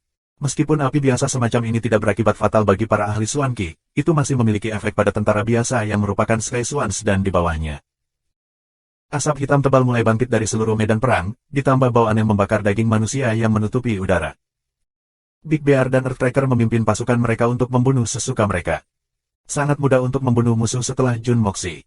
Yang harus mereka lakukan adalah mengarahkan pedang mereka ke leher yang menjijikkan itu dan menjatuhkannya. Di sisi lain, darah kuning memancar keluar orang-orang luar seperti meteorit, melintasi punggung dan depan mereka, dengan teriakan pedang yang tajam. Itu hanya pedang, tapi kerusakan yang ditimbulkannya mengerikan. Tapi ada terlalu banyak orang asing yang terlibat dalam pertempuran. Dengan bunuh diri seperti itu, banyak dari mereka mengepung tentara Tianfa. Dan ada lebih banyak lagi yang melalui pertempuran dan pergi ke kamp utama Tianfa. Berharap untuk mengeluarkan permadani dari bawah Tianfa. Jika mereka dapat menghancurkan markas, maka mereka memiliki kesempatan untuk menyerang Continental Swan. Maka akan mudah untuk melakukan sisanya nanti. Orang luar yang tak terhitung jumlahnya maju seperti gerombolan belalang. Pertempuran terakhir akhirnya akan terungkap di sini. Setelah kehilangan keunggulan geografisnya, orang asing masih mengudara dalam pertempuran ini. Mereka telah mengepung seluruh pasukan Tianfa dengan sejumlah besar dari mereka, menjebak mereka dalam pertempuran individu untuk menciptakan pertempuran skala menengah, sementara yang lain melewati pertempuran ini dan menyerbu langsung ke kamp Tianfa. Mei Sueyan memasang ekspresi sedih. Kekuatan Tianfa tidak diragukan lagi unggul. Pemenang akhir pertempuran ini masih Tianfa dalam pertempuran semacam ini. Tapi kemenangan ini butuh waktu. Saat berhadapan dengan orang luar yang menyerang musuh dalam jumlah yang lebih besar, Mei Sueyan agak bingung tentang apa yang harus dilakukan. Dia telah mengerahkan lebih dari 30.000 tentara Tianfa dari 40.000. Orang-orang di belakangnya adalah ras yang tidak pandai bertarung. Mereka adalah kekuatan logistik untuk pertempuran ini dan memiliki kemampuan tempur terbatas. Tapi dari penampilannya, itu adalah pertarungan yang tak terhindarkan. Tangan kecil Mei Sueyan perlahan bangkit, memegang pedang yang menyilaukan. Pedang raja yang Jun Moxi berikan padanya saat itu. Pedang itu jatuh, dengan udara dingin yang mengerikan. Mei Sueyan berteriak, semuanya, keluar dan bertarung. Dengan hidup kita, lakukan tugas kita. Tianfa tidak akan pernah terlewatkan. Bukan hanya 3 tanah suci yang telah melindungi benua itu selama 10.000 tahun. Tianfa juga berbagi kemuliaan yang sama. Untuk Tianfa, Demi kemuliaan Tianfa, saudaraku, dia ya. Petik 2. Dengan kilatan jubah putihnya, Mei Xueyan bergegas ke pertempuran terlebih dahulu, tepat ke masa orang luar. Semua prajurit Tianfa di belakangnya meraung, memegang senjata mereka saat mereka maju dengan keras. Seluruh pertempuran menjadi terjalin. Setiap menit dan detik ada banyak orang kehilangan nyawa mereka. Dan orang-orang ini berasal dari orang luar, dan juga Tianfa dan anggota Evil Monarch Manor. Seluruh medan perang telah berubah menjadi penggiling daging raksasa. Semua orang membunuh tanpa peduli sedikit pun tentang hidup dan mati. Jika mereka tidak bisa membunuh musuh dengan pukulan ini, maka mereka akan dibunuh oleh musuh. Bahkan jika mereka berhasil mengalahkan musuh, saat berikutnya, mereka akan dihancurkan oleh musuh lain. Itu sama untuk orang luar dan tentara Tianfa. Orang luar memiliki keuntungan dalam jumlah, tetapi Tianfa memiliki kemampuan pertempuran yang luar biasa.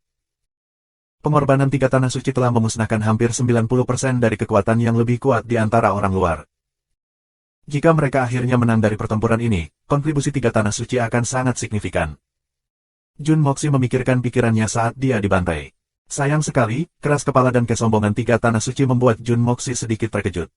Pertempuran ini telah dimulai dengan 3 tanah suci meminta Tianfa dan Evil Monarch Manor untuk bergabung dalam pertempuran. Jun Moxi berpikir bahwa mereka akan dapat bekerja bersama, dengan sepenuh hati.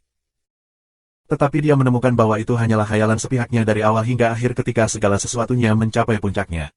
Sampai akhir, orang-orang dari Tanah Suci lebih baik mati daripada benar-benar bekerja dengan Tianfa. Seperti yang dikatakan Mo Dao, beberapa hal dilakukan dengan salah. Tetapi jika diberi kesempatan lain, bahkan jika mereka tahu itu salah, mereka masih akan melakukannya dengan cara yang sama. Pengorbanan heroik semua orang dari 3 Tanah Suci tidak diragukan lagi merupakan pukulan fatal bagi orang luar. Tetapi di antara mereka, ada banyak orang yang seharusnya tidak mati. Tetapi mereka memilih untuk menyerah.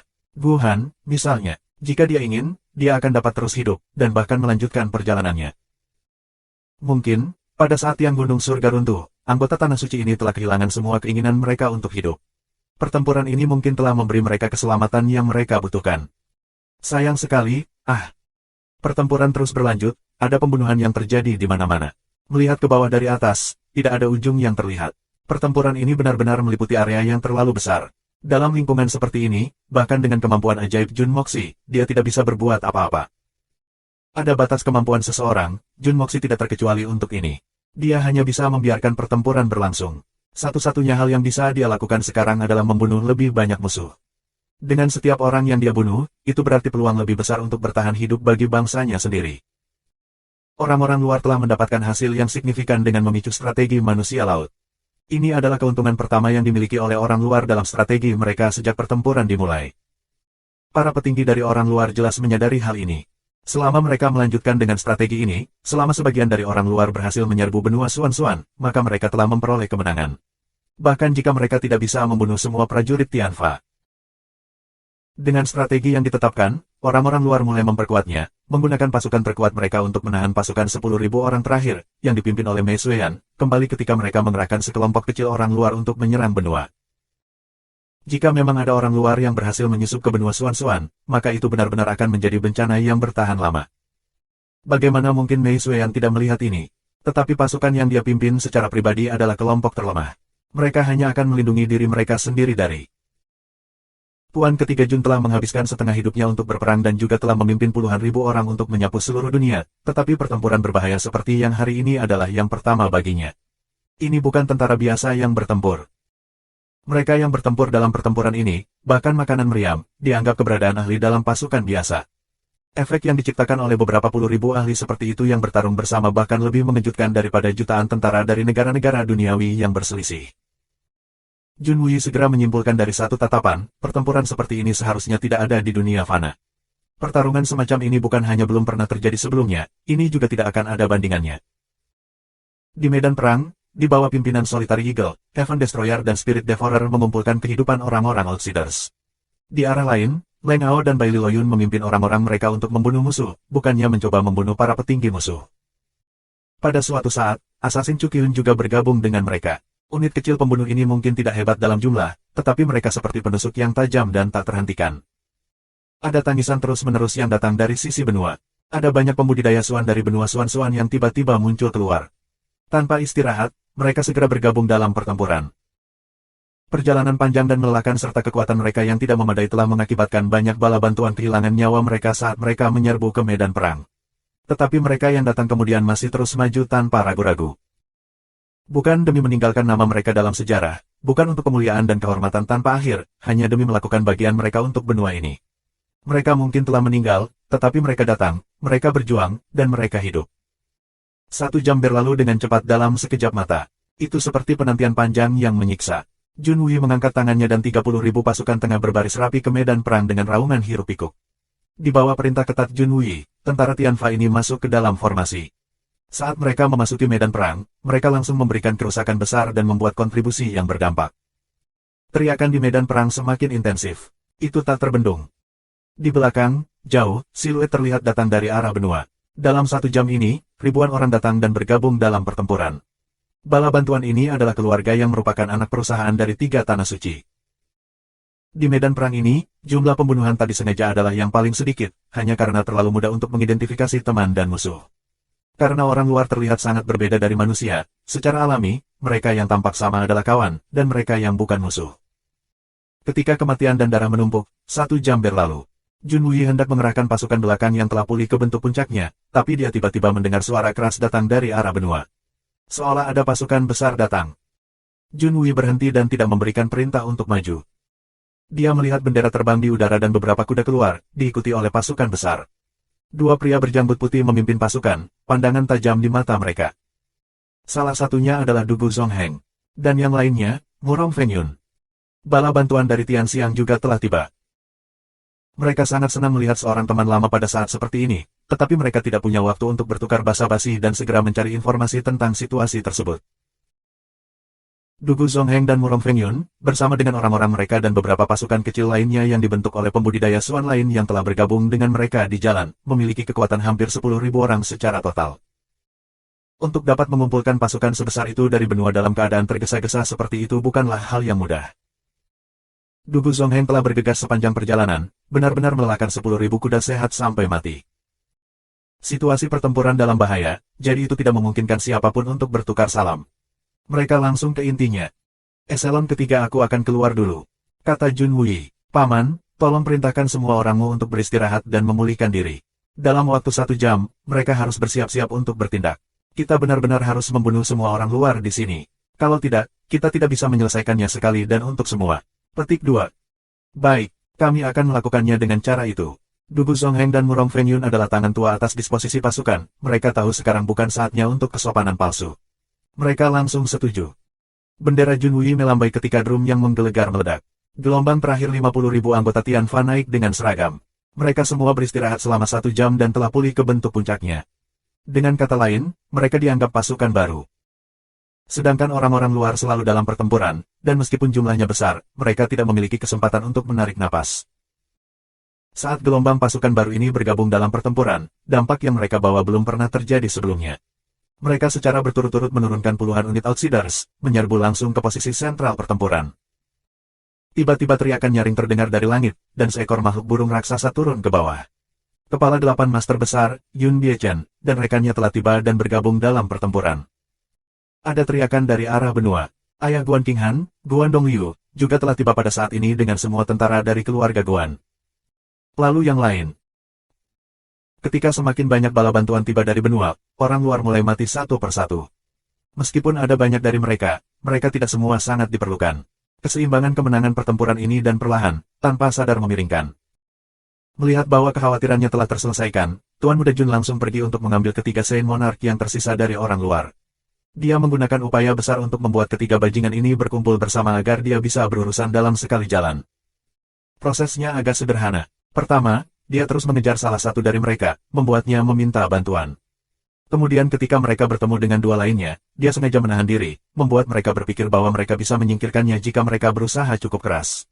Tentu saja, suara ini memikat Outsider Saint Monarch terakhir untuk bergabung dengan mereka. Selama dia meninggalkan sedikit harapan, mereka pasti tidak akan menyerah pada pengejaran. Itu tidak seperti Tuan Muda Jun tidak ingin menyelesaikannya dengan cepat.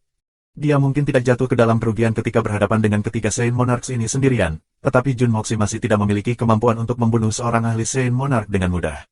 Terutama dengan langkah terakhir mereka, peledakan diri. Jika Jun Moxi tidak menggunakan seni melarikan diri Yin Yang dan membawanya langsung, dia masih akan terluka parah bahkan jika dia tidak mati. Jika peledakan ini terjadi di tempat-tempat di mana pasukan Tianfa terkonsentrasi, itu akan menyebabkan korban yang sangat mengerikan. Ini juga alasan utama mengapa Jun Moxi tidak berani memaksa ketiga orang ini terlalu banyak. Selama dia tidak memiliki keyakinan pasti untuk membunuh mereka dengan satu tembakan, dia lebih suka melanjutkan pertempuran. Ketika Tuan Muda Jun bertarung dengan 3 Saint Monarch terakhir dari orang luar, bukan seolah-olah dia tidak bisa melakukan hal lain. Dimanapun Tuan Muda Jun lewat, itu adalah lautan api. Api itu yang muncul entah dari mana terbakar dengan hebat saat mereka bersentuhan dengan daging. Jun Moxi benar-benar tidak tahu berapa kali dia diam-diam melepaskan kekuatan api sampai sekarang. Berganti-ganti antara kekuatan bumi dan kekuatan api, ia memperkirakan bahwa hampir 20.000 orang luar telah mati di tangannya. Ini tidak diragukan lagi adalah angka yang mengerikan. Sampai sekarang, situasi pertempuran sudah jelas. Tuan Muda Jun yang tidak lagi khawatir mulai meluncurkan pembunuhannya pada 3 Saint ini. Mereka bertiga pernah bertemu dengan Jun Moxi, dan mereka semua memuji keanggunan mulia Jun Moxi. Tetapi sekarang, mereka menyadari bahwa pemuda di hadapan mereka bukanlah bangsawan. Dia 100 kali lebih menakutkan daripada iblis. Terutama ketika Jun Moxi diam-diam memukul Flame of Primal Chaos hitam ke dalam tubuh salah satu Saint Monarch sebelumnya, menyebabkan dia berubah menjadi bola asap. Saat itulah kedua Raja Saint lainnya terwujud. Satu bos yang dipimpin bukan kepala asli. Kepala sebenarnya adalah bajingan ini yang terlihat tidak berbahaya dan tidak bersalah. Saat kesadaran ini menghantamnya, kedua Saint Monarchs ini hampir hancur karena kemarahan. Bagaimana bisa seperti ini? Ini terlalu tak tahu malu. Terlalu tercela. Kapal Astris ini yang telah menyingkirkan lebih dari 10.000 Saint Emperor dengan nyala api hitamnya. Kemudian dengan segala kebaikan itu, dan rahmat yang ramah, dia mendesak Chuang Beidou untuk membawa orang itu pergi, sementara dia sendiri tetap tinggal di sini. Menyebabkan seluruh klan Matahari Ilahi untuk membuat penilaian yang salah dan mengakibatkan kekalahan mereka sekarang. Kedua Saint Monarch dipenuhi dengan amarah. Keempat kepala mereka menjerit penuh kebencian serentak, itu kamu. Jadi itu kamu. Jadi kaulah yang. Petik 2. Jun Moxi memutar matanya. Bukan hanya aku. Apa yang kalian semua teriak? Sampah adalah sampah, tetapi kamu bahkan tidak dapat berbicara dengan benar. Saat dia mengangkat tangannya, api hitam mulai muncul di telapak tangannya. Kedua Saint Monarchs langsung mencoba menghindar saat mereka melihat api hitam itu. Tapi Jun Moxi menghantam bahu salah satu Saint Monarch, mengirim mereka terbalik. Kemudian Jun Moxi mulai menendang mereka seperti sedang menendang bola karet. Setelah serangkaian serangan yang menghujani mereka, kedua Saint Monarchs akhirnya tidak tahan lagi. Kami tidak bisa mengalahkan kamu, kami mengakuinya. Tetapi itu tidak berarti bahwa kami tidak dapat membawa kamu bersama kami. Dengan pemikiran ini, kedua mata mereka memerah. Sama seperti Guhan, mereka tidak menghindari atau menghindari serangan, langsung menyerang Jun Moxi. Jun Moxi juga berteriak dan maju, berpura-pura siap mempertaruhkan semuanya. Di permukaan, sepertinya mereka bertiga siap untuk mengalahkan pihak lain dan binasa bersama. Dekat. Dekat. Mereka hampir menyentuh. Kedua Saint Monarch tertawa dan meraung. Jun Moxi, kamu munafik terkutuk, mati bersama kami. Dari teriakan yang berkelanjutan sebelumnya, mereka sudah berhasil mengetahui bahwa nama anak muda ini adalah Jun Moxi. Pada saat itu, mereka berdua mendengus jijik, berpikir pada diri mereka sendiri bahwa orang-orang daratan itu benar-benar mengerikan dalam menamai diri mereka sendiri. Nama itu sangat buruk, tidak seperti ras Dewa Matahari mereka, yang namanya sangat berarti. Ambil Chuang Beidou, Gao Qiaotuiku, Mei Neikuzi, Xia Chuan Erdan. Nama-nama itu sangat menyenangkan di telinga. Baru sekarang mereka akhirnya menyadari apa yang dilambangkan nama itu. Nama ini selalu mewakili kehancuran. Namun, bahkan jika kamu lebih ganas, peledakan diri dua Saint Monarchs pasti akan cukup untuk mengirim kamu ke jalan. Bahkan jika itu hanya salah satu dari kita yang menggunakan peledakan diri untuk menyerang, kemungkinan bahkan bosnya, Chuang Beidou, akan menerima cedera serius. Kultivasi kamu hanya di sekitar tingkat bos. Bagaimana kamu bisa melarikan diri? Selain itu, kamu sudah mengalami pertempuran panjang sehari penuh. Jun Moxi tertawa keras. Baik, Tuan Muda ini akan mengirimmu ke jalanmu kalau begitu. Tanpa mundur, dia benar-benar membuka lengannya dan bergegas maju. Keduanya dipenuhi dengan sukacita. Otot mereka mulai membengkak segera. Untuk Saint Monarchs, tidak perlu menyalurkan apapun untuk meledakkan diri.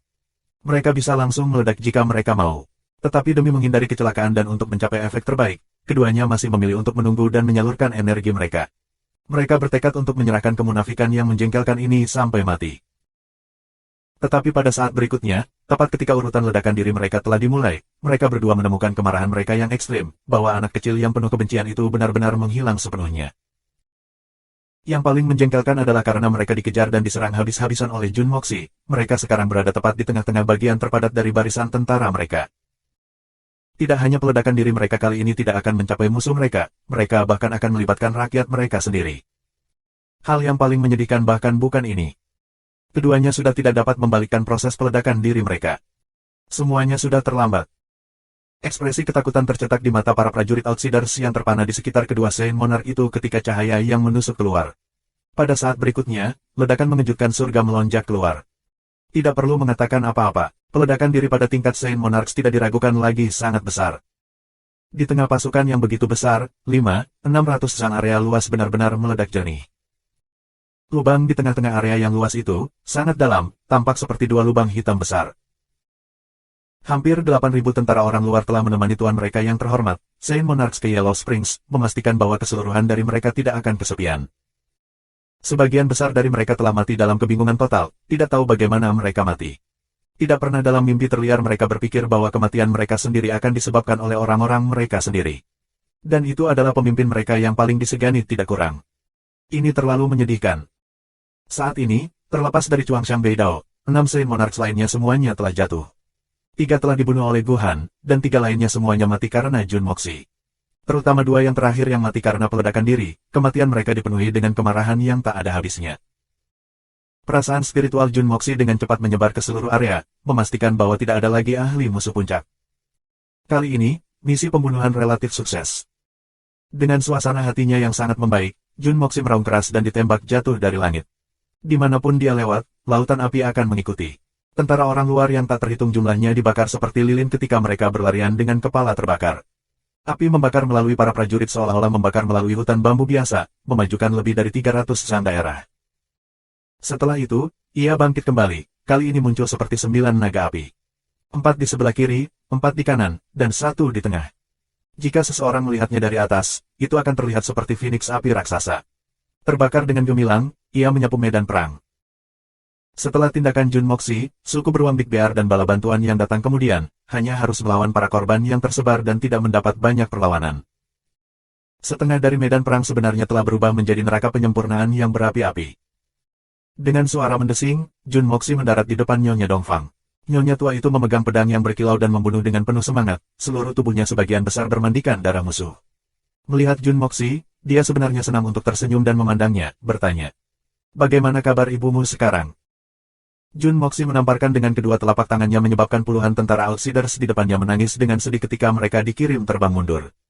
Ketika mereka terbang, tubuh mereka hancur, dan dengan cepat ditelan oleh 2 naga api. Sambil tersenyum lebar sebagai balasan, dia mengangguk. Temperamen ibu telah meningkat pesat dalam periode waktu ini. Dan dari penampilannya, dia bahkan bertambah sedikit. Petik 2.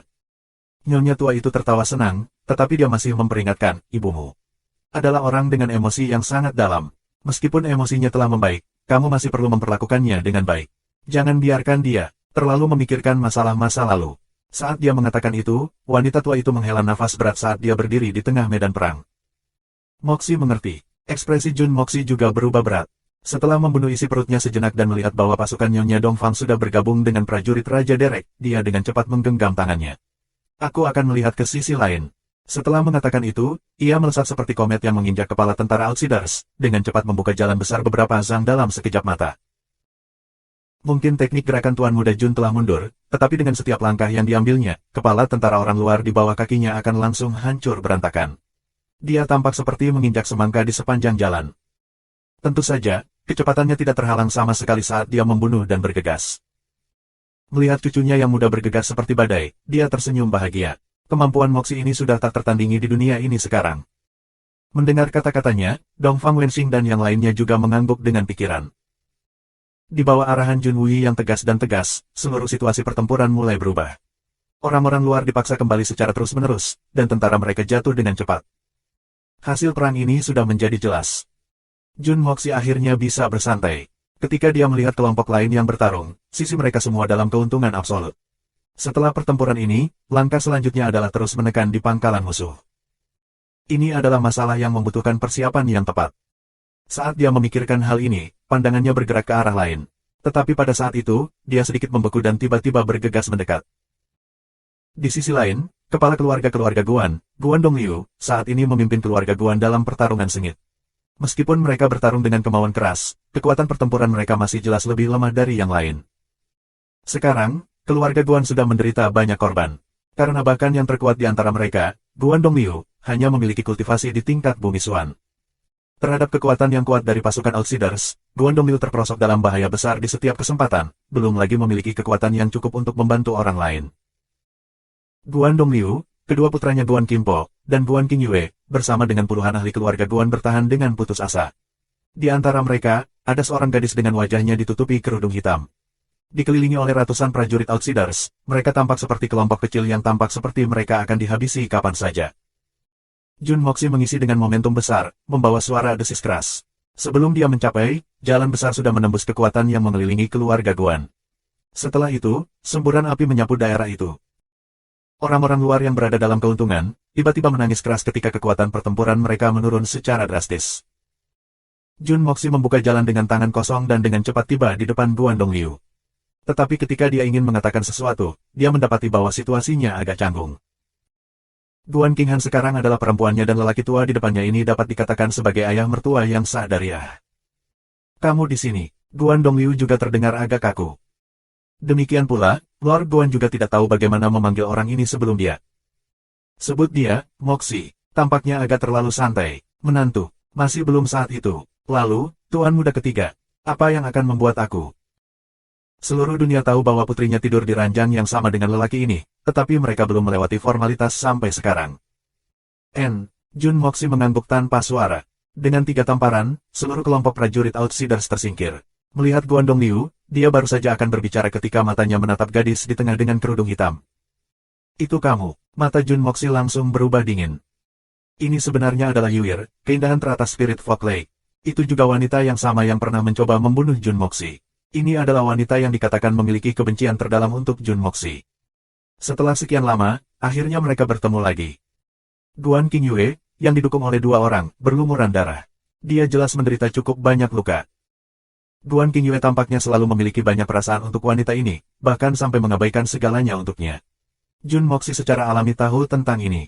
Tetapi dia tidak akan pernah berpikir bahwa wanita ini akan benar-benar muncul di sini dalam keadaan unik seperti itu. Saat itu, Jun Moxi ingin menyingkirkan wanita ini setelah upaya pembunuhan itu, tetapi siapa yang mengira bahwa hanya dalam beberapa hari singkat, wanita itu akan hilang sepenuhnya dari Tianxiang City. Sejak saat itu, dia tidak pernah menerima berita lagi tentangnya. Itu benar, ini aku. Lady Yuir merobek kerudungnya, mengungkapkan wajah cantik itu. Matanya sangat rumit saat dia memandang Jun Moxi. Jun Moxi, Raja Jahat, apakah kamu sangat terkejut bahwa kamu akan melihat aku di sini? Petik 2. Guan Qingyue berjalan dengan gugup dan mendukung tubuh Yue, jangan takut, aku akan berada di sini bersamamu. Kami tidak akan pernah berpisah. Ekspresi emosi melintas di wajah Yuir dan dia tersenyum pahit di hatinya saat dia berpikir sendiri. Jika Raja Jahat ingin membunuhku, perbedaan apa yang akan membuatmu ada di sini? Namun, dia masih merasa sangat tersentuh oleh si idiot ini. Jadi kamu bersembunyi di keluarga Guan selama ini. Jun Moxi menjadi tenang dalam sekejap. Menggenggam tangannya di belakang punggungnya, dia berkata dengan nada rendah, tidak heran bahkan aku tidak dapat menemukanmu.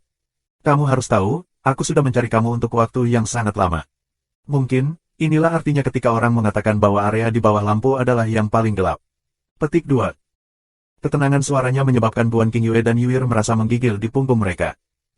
Jun Moxi sedang mencarinya. Mengapa? Itu tentu saja bukan karena dia merindukannya, itu untuk membuatnya mati. Ungkapan bahwa area di bawah lampu seringkali paling gelap, tidak diragukan lagi benar. Itu juga sesuatu yang akhirnya melibatkan seluruh keluarga Guan. Apakah begitu? Lalu, aku harus mengucapkan selamat kepada Lord Evil Monarch. Karena, akhirnya kamu menemukan aku. Tidak perlu memikirkan masalah ini lagi.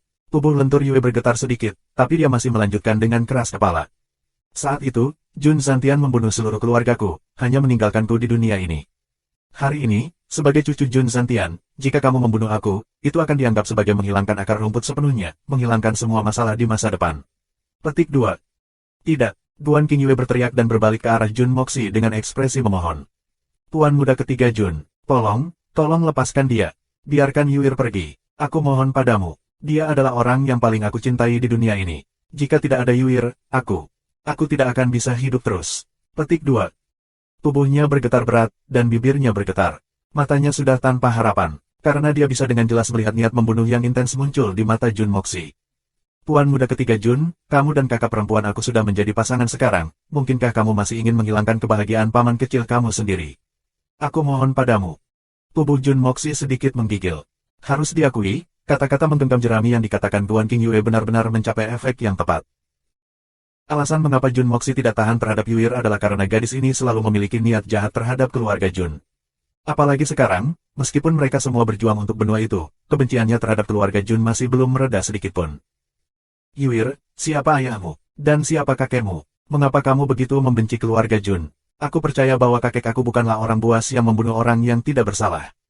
Jika kamu bisa memberi aku penjelasan yang baik hari ini, aku mungkin akan memberi kamu keadilan.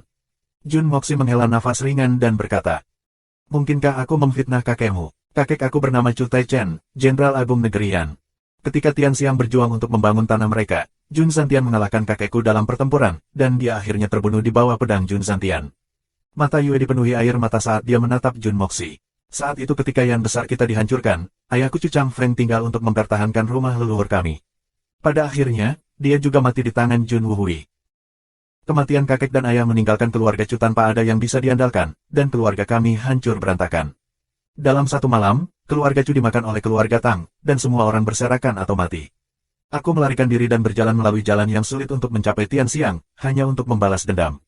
Segala sesuatu yang terjadi pada keluarga Chu adalah karena keluarga Jun kamu. Seluruh keluarga kamu adalah pembunuh rumah tangga aku. Petik 2. Jun Moxi mendengus dingin dan memutar matanya, dan di sini aku berpikir bahwa kakekku telah melakukan sesuatu yang jahat. Jadi dendam yang seharusnya ini hanya karena ayah dan kakekmu terbunuh di medan perang. Karena itu, kamu menghubungkan semua kemalangan yang keluarga kamu temui dengan keluarga Jun aku. Nona, apakah itu yang ingin kamu katakan? Jadi berdasarkan logika Nona muda, jika kakek aku tidak menang di medan perang tahun itu, kami akan menjadi dermawan besar keluarga kamu. Jika kakek aku kalah, dan keluarga Jun aku yang dihancurkan, apakah itu hasil yang benar? Petik 2. Yuir benar-benar tidak dapat menjawab. Dia masih sangat muda ketika keluarganya berantakan, dan dia menderita sepanjang masa kecilnya. Dia sudah menyimpulkan sejak saat itu, bahwa semua kemalangannya adalah karena keluarga Jun. Dia hanya merasa bahwa jika keluarga Jun tidak ada, keluarganya akan tetap utuh dan bahagia. Tapi dia tidak pernah berpikir untuk memikirkan sisi lain dari koin. Sekarang ketika dia ditanya seperti ini, tiba-tiba dia bingung, dan tidak bisa menjawab. Jun Moxi terus mendesak, haha, kemampuan Nona muda untuk bernalar benar-benar menakjubkan. Dengan logika yang bukankah musuh-musuh keluarga Jun aku begitu berlimpah sehingga seluruh dunia akan dipenuhi dengan mereka? 3 generasi keluarga kami semuanya adalah tentara dan jenderal, jumlah orang yang telah mati di bawah pedang mereka dapat berjumlah jutaan. Jika keluarga semua prajurit itu ingin membalas dendam, berapa banyak kepala yang harus diberikan keluarga Jun kecil kita kepada semua orang yang datang? Benar-benar lelucon. Setelah hari ini, kamu dapat memasukkan Jun Moxi ke dalam daftar anggota keluarga Jun yang biadab dan menyedihkan. Bagaimanapun, kursi ini telah membunuh sejumlah besar orang luar. Aku yakin mereka juga ingin membalas dendam. Karena aku musuh terbesar yang memblokir jalan mereka ke benua Suan-Suan. Petik 2. Jun Moxi juga tidak pernah berpikir sebelumnya, bahwa kebencian yang mendalam dari Yue, sebenarnya adalah masalah seperti itu. Bagi Yuir, ini adalah hal yang sangat sulit untuk ditanggung. Tetapi bagi Jun Moxi, itu adalah hal yang sangat menggelikan. Itu benar-benar terlalu menggelikan. Tugas seorang prajurit adalah selalu berjuang untuk negara mereka. Sekarat di medan perang harus menjadi kehormatan terbesar bagi prajurit manapun. Tetapi jika anggota keluarga dari setiap prajurit yang meninggal di medan perang pergi untuk mencari jenderal musuh untuk membalas dendam, dunia akan benar-benar kacau. Di antara prajurit di medan perang, tidak pernah ada dendam seperti itu. Mereka hanya punya posisi berbeda. Tidak ada lagi. Tuan King Yue memegang erat-erat ke pergelangan tangan Yue dan menjelaskan dengan cemas. Jun Moxi, kakak ipar, dalam periode waktu ini, aku selalu menasihatinya, dan sebenarnya, kebencian Yue sudah sebagian besar sudah dilenyapkan. Kakak ipar, kamu harus percaya padaku, selama Yuir bersama aku, dia tidak akan pernah melakukan apapun untuk membahayakan keluarga Jun. Petik 2. Tuan King Yue sangat cemas sehingga dia bahkan langsung memanggil kata-kata saudara ipar. Yuir tampak agak tidak rela pergelangan tangannya dicengkeram, dan wajahnya masih dipenuhi dengan kesedihan dan kemarahan. Namun, dia tidak lagi terus berjuang. Sejujurnya, bagaimana mungkin dia tidak mengerti logika yang sama?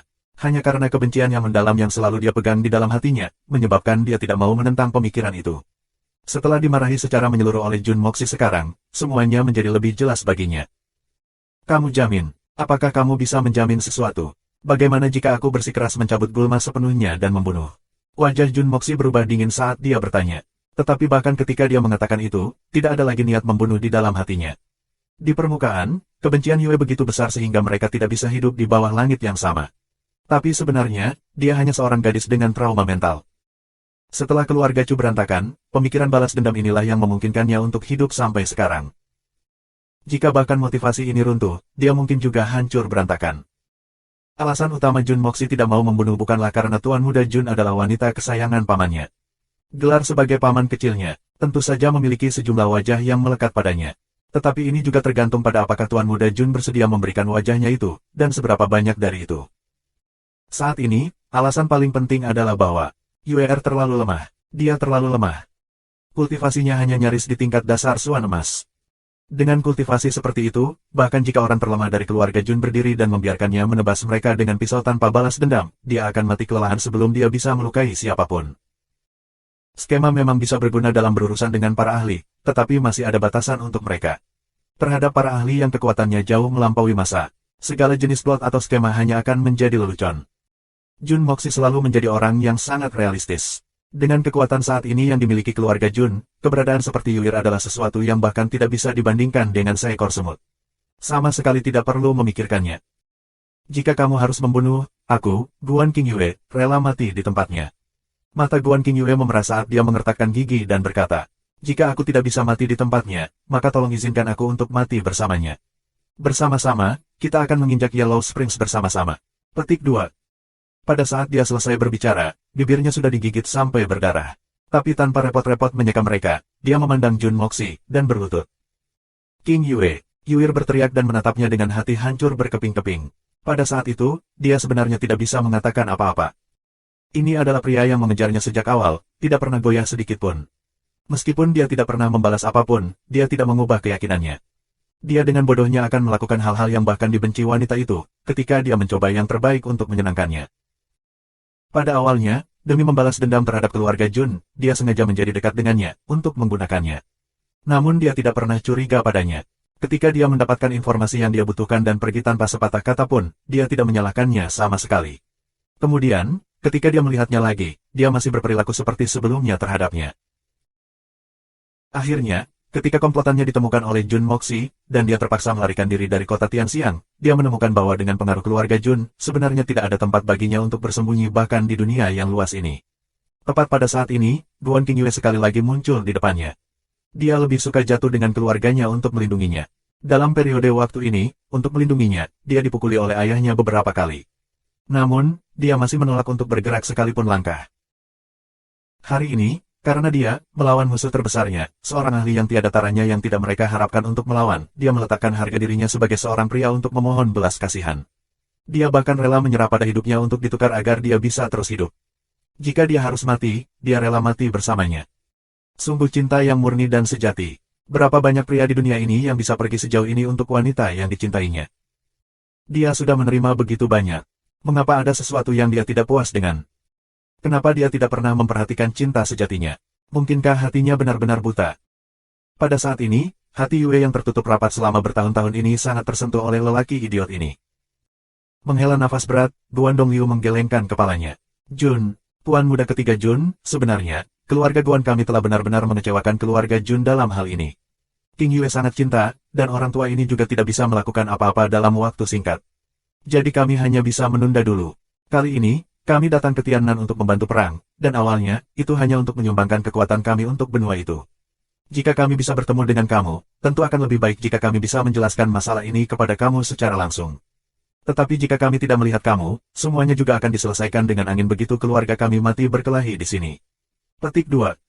Di samping, Guan Kimpo tampak berekspresi. Sejujurnya, Tuan Muda pertama Guan Famil ini, selalu memandang dengan sangat jijik pada adik lelaki yang begitu terobsesi dengan seorang wanita. Seorang pria muda seperti saudaranya tidak perlu takut tidak bisa menemukan istri. Apakah ada kebutuhan untuk menjadi seperti ini? Jun Moxi mengangguk dengan lembut saat dia melihat Guan King Yue.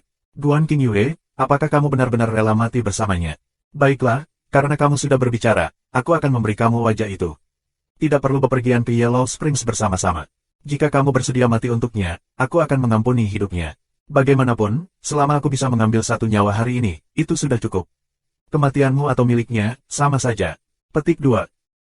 Saat kata-kata itu keluar, siapapun bisa tahu bahwa Jun Moxi bertekad untuk membunuh Yuir. Pada saat itu, wajah semua orang berubah ketika mereka mengutuk Jun Moxi dalam hati mereka karena begitu tidak berperasaan. Namun, Guan Qingyue melompat dengan ekspresi bersemangat, apakah kata-kata itu nyata? Seorang pria hanya sebaik kata-katanya. Aku, Jun Moxi, tidak pernah mengucapkan kata-kata palsu. Jun Moxi mengangguk ringan. Melihat pria yang konyol ini, dia benar-benar cinta yang tak terhingga nilainya. Baiklah, aku akan memenuhinya.